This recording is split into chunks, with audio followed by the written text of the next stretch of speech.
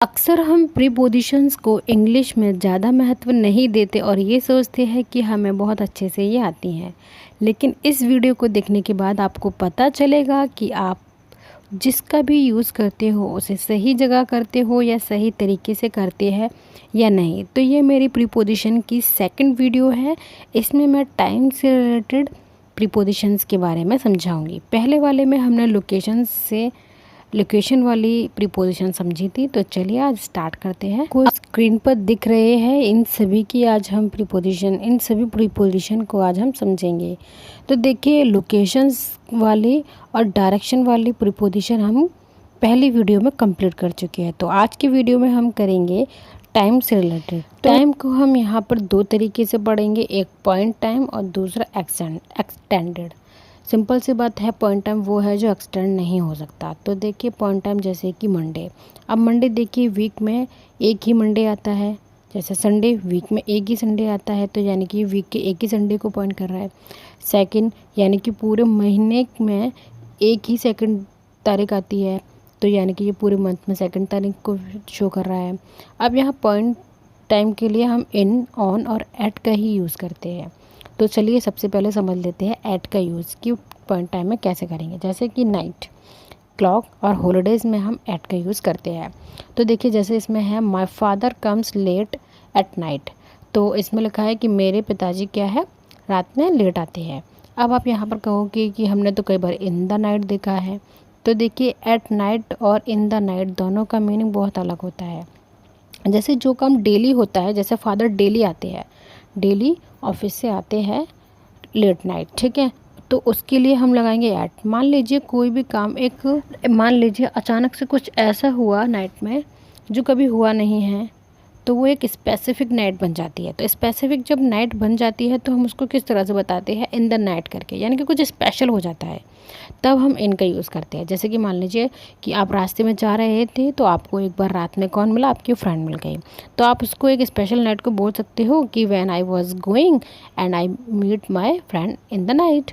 तो यानी कि आप नाइट में मिले। अब ये ज़रूरी तो नहीं कि वो आपको डेली नाइट में मिल जाए, तो इसीलिए एक स्पेसिफिक नाइट हो गई जिस दिन आप अपनी फ्रेंड से मिले। तो जब डेली होगा तब हम एट का यूज़ करेंगे, और जब कोई के बार होगा तब हम उसमें इन द नाइट का यूज़ करेंगे, ठीक है। अब आते हैं क्लॉक। क्लॉक में किस तरह से यूज़ किया जाएगा एट का। अब यहाँ पर हम एट का यूज़ क्लॉक के लिए भी कर सकते हैं, एट मीन्स टाइम के लिए भी कर सकते हैं। जैसे at 7 o'clock, at 5:30 PM, at 2:30 PM। अब यहाँ पर एट का यूज़ हम हॉलीडेज़ के लिए भी कर सकते हैं, eight Christmas, at the weekend.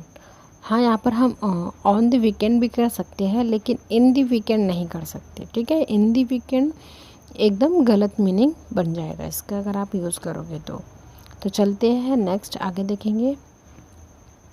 अब हम देखेंगे पॉइंट में ऑन का यूज़। ऑन का यूज़ डेज़ के लिए करते हैं और डेट के लिए करते हैं और पर्टिकुलर डे के लिए करेंगे। तो चलिए देखते हैं। जैसे ऑन मंडेज़ यानी कि मंडे को, on the 5th of June यानी कि 5 जून को, ऑन माई बर्थडे, या फिर ऑन क्रिसमस डे। अब देखिए, यहाँ पर क्रिसमस डे में क्या है, मैंने बताया था हॉलीडेज़ के लिए हम एट का यूज़ करते हैं, और यहाँ ऑन का भी यूज़ कर सकते हैं, ठीक है।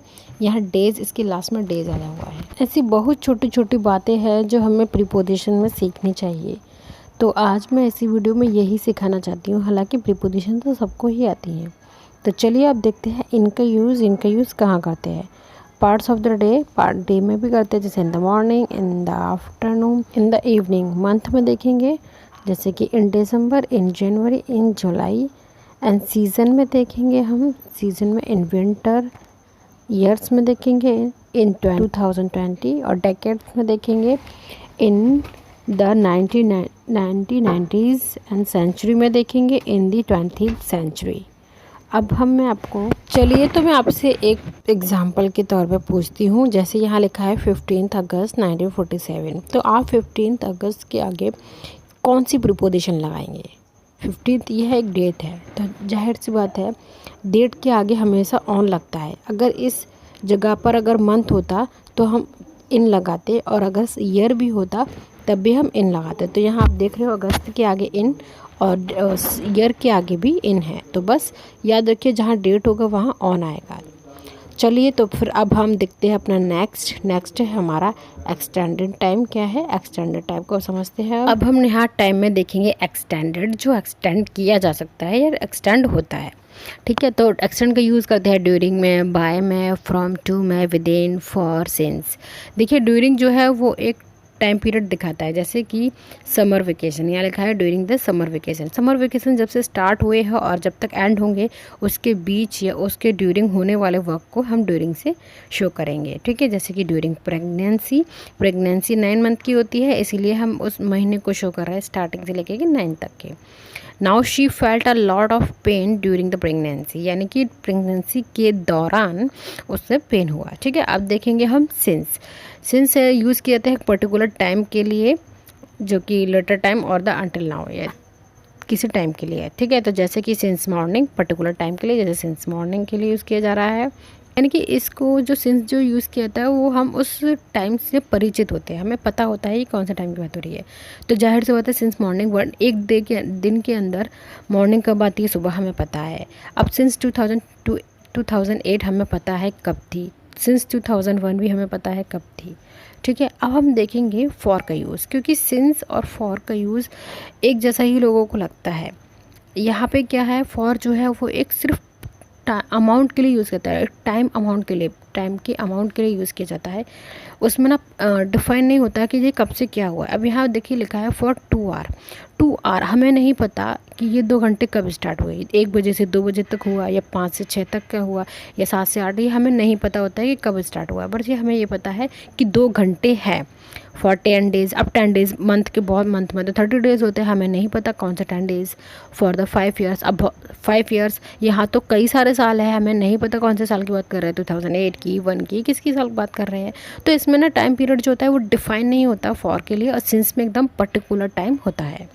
अब आते हैं फ्रॉम टू में, जैसे कि कब से कब तक, इसमें पीरियड लिया था कब से कब तक, फ्रॉम 8 AM टू 7 PM। ठीक है, अब नेक्स्ट आएगा बाय होता है। अब हम देखेंगे बाय का यूज़ किया जाता है, कोई टाइम दिया जाएगा तब तक हमें वो काम करना होता है, या फिर उससे पहले भी हो सकता है।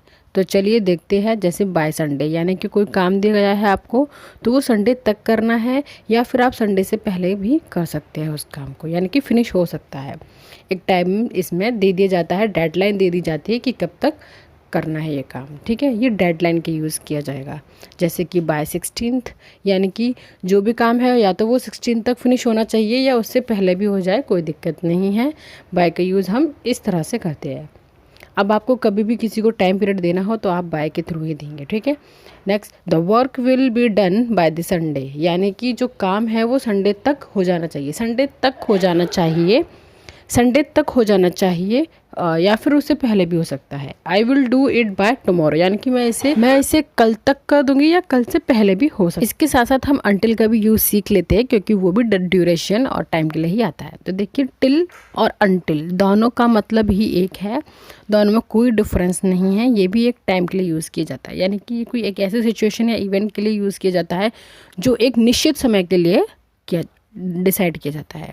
तो चलिए, जैसे कि मान लीजिए कि आप एक ऑफिस में काम करते हैं, ठीक है, और उस ऑफिस में काम करने की जो लास्ट टाइम है वो 6 o'clock है। तो जब आपका जो ऑफिस है 6 बजे तक चलता है, तो आप अंटिल 6 o'clock तक वर्क करोगे।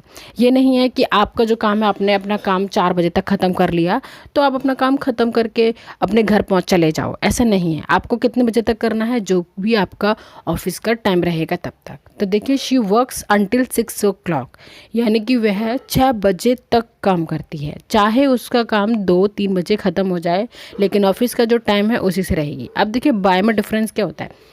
बाय का ये डिफरेंस है कि अगर आप बाय में पहले काम फिनिश कर लेते हो तो भी आप क्या है कर सकते हो, है ना, और अंटिल में क्या है कि आपको काम तब तक करना है जब तक आपको टाइमलाइन दी गई है। अब बाय में आप उससे पहले भी फिनिश कर सकते हो और उस तक भी कर सकते हो।